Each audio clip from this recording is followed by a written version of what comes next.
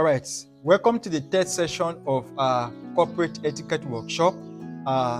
In this session, we will be looking at dressing and professional appearance. This is important because first impression matters, and within the corporate system, your appearance speaks before you do. It is your appearance that tells us who you are before you introduce yourself. It is your appearance that tells us about your capacity before you tell us what you are able to do. Your appearance is just the first form of communication. And you have heard the saying, you are addressed the way you dress.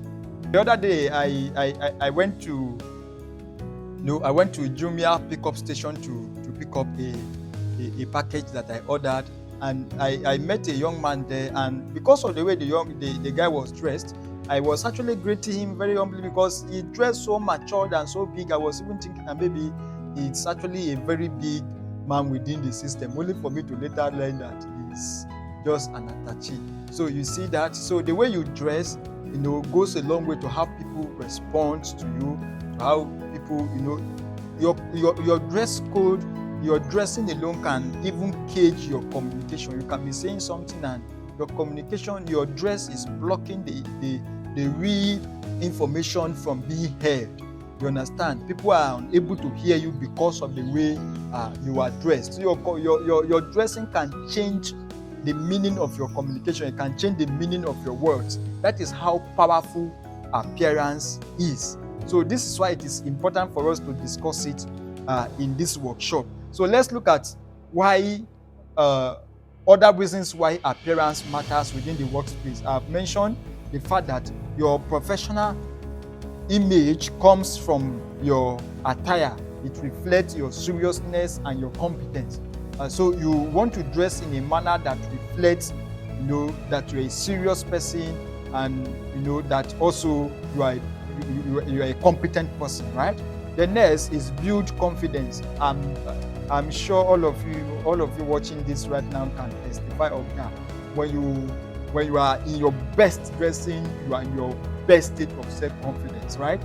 So it boosts your self-confidence. So it's important that you always remember that within the corporate system, that is why banks, law firms, and all these things, they have a dress code, and they encourage their staff to come in a specific dress code, because those dress code, connote that level of confidence, build that confidence in people, and that enhances people's self-esteem and give a sense of preparedness. When you are dressed, if you are just dressed casual going to work, just casual, you can just look. But when you take your time to dress and dress properly, even you feel the vibe, you feel the preparedness, And the next is earning respect. Like I mentioned, dressing can make you earn respect. And the next is it aligns with your company culture. Again, it's critical because you're following the dress code ensures you fit into the work environment seamlessly. So in a place where they have set work dress codes, it's important for you to follow it and imbibe it so that you're able to fit into the workplace seamlessly, so that you look odd, right? Now that is very, very critical. Take a short commercial break, and when we return from that commercial break, we are going to be looking at understanding types of workplace dress code. Hi there. Thank you for choosing to participate in our workshop. We're thrilled to have you on this learning journey with us. If you just came across this video online or on our channel, you can access all the workshop videos on our website at jomorc.com or on our YouTube channel at Jomo Mentorship. Looking to take your skills to the next level? Explore our wide range of in-depth courses at elearn.jomorc.com. Here's a glimpse of what we offer. Number 1, business planning and implementation.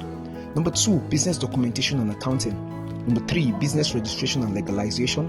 Number 4, agribusiness establishment and management. Number 5, decoration and event planning enterprise. Number 6, fashion design enterprise. Number 7, food processing and packaging. Number 8, green energy enterprise.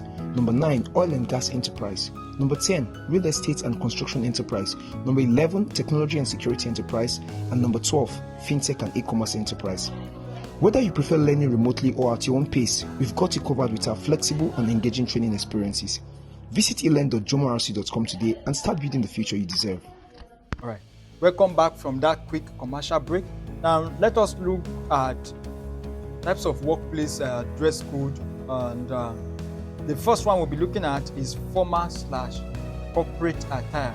Formal and corporate attire. This is typically required in places like law firms, banks, multinational corporations, and it will include suits, dress shirts, blouses, formal shoes, and minimal accessories. Very, very minimal accessories. Lovers of accessories.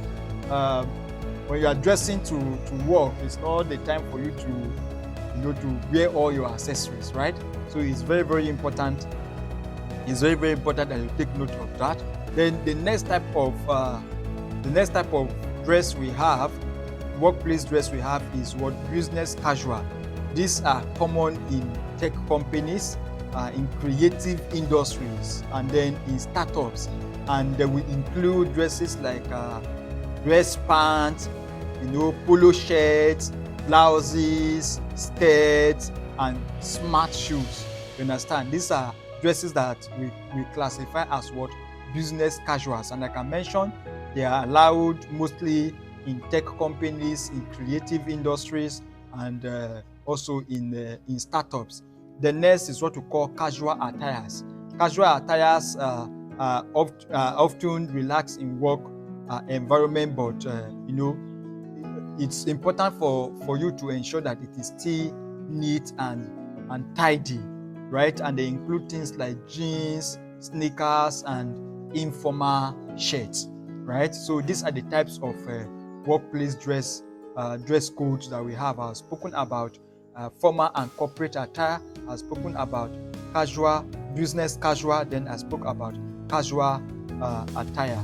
Then next, let's look at essential grooming tips for professionals. Let's look at some of the tips that can help you become a professional as it regards dressing. Number 1 is maintain clean, wear well-ironed clothing. Any clothes you are going to wear to work, ensure that it is properly ironed and it is cleaned, it is not stained. This is very, very critical. Don't wear rampant clothes to work. Ensure to have your clothes ironed. Go extra mile to get it done. Always ensure that anytime you are appearing, you are not appearing with your clothes ruffled or rampant. Very important. Next is to ensure personal hygiene, including fresh braids and trimmed nails. You have to make sure that your nails are well cut, and that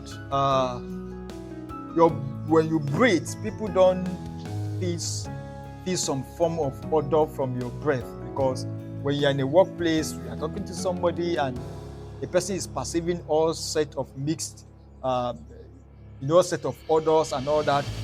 It presents you in a bad light. So it is important for you to ensure that your breathing is fresh, and to do that is to ensure that you brush properly. You understand? And if you are somebody that have mouth odor, find a cure for it. Is very, very critical, or find something that can help you and suppress it. The next is to keep your hairstyle neat and appropriate for the workplace. If you are going to cut your hair, make sure that your haircut is professional, is appropriate, it's not anyhow. Don't cut your hair anyhow and bring that to the workplace, right? And then also, you also want to ensure that if you're a lady and you are plaiting, that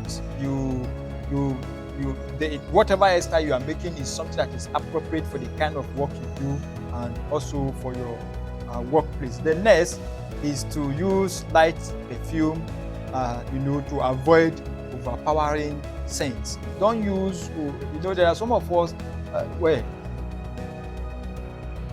personally, I'm not a perfume kind of a person, but I'm sure that see a lot of people who are like me who are probably watching this video. I'm not a perfume person, but if you are a perfume person and you want to apply perfume, don't go for all those rowdy ones. Some people say they want to cause traffic, so they want traffic, so they go and buy a very, very arousing scent, perfumes, and then spray. That is not needed in the workplace. Somebody can dislike you for that, so it's important for you to ensure that whatever perfume you are putting on is light, is mild, and is moderate. Understand? It's not something that is going to instigate people to talk. Then next is for those of us who are guys or men, it's important to keep facial hair well groomed. Your facial hairs must be well groomed. Your beards, if you want to keep beards, it's important to make sure you shape and keep it neat and clean. And then for women, it's important that we wear minimal and professional makeup. I know for a lot of ladies they can't do without makeup, but in doing so, it is important for you to keep it professional and keep it minimal by all means. And this will bring us to the end of the third session. Thank you very much. In this session, we have actually looked at dressing and professional appearance, and in doing so, we have looked at reasons why it is important for you to dress appropriately. We have looked at different types of dress code within the workplace. Then we have looked at tips that you can use to enhance your dressing. In the fourth session, when we get to the fourth session, we are going to be looking at workplace behaviors and ethics. Thank you very much for joining. See you next.